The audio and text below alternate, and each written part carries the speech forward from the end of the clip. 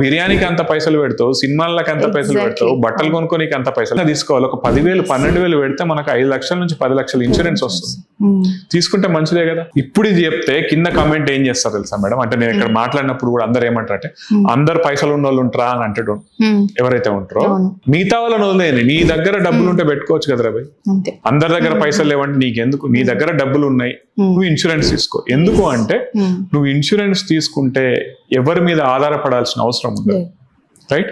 And అదొక భరోసా అంతే. నువ్వు ఫ్యూచర్ మీద ఇన్వెస్ట్ చేస్తున్నావు అనుకోవాలి కానీ 10,000 15,000 కూడా మళ్ళీ నేను ఎప్పుడు పక్కతో ఒకటే చెప్తా మేడం, ఏంటంటే నువ్వు సంవత్సరం మొత్తం తినే బిర్యానీ కౌంట్ చేసినావు అనుకో ఇంకెక్కువ అవుతుంది, అంతకంటే ఎక్కువైతుంది కదా, 3 times ఎక్కువైతుంది కదా.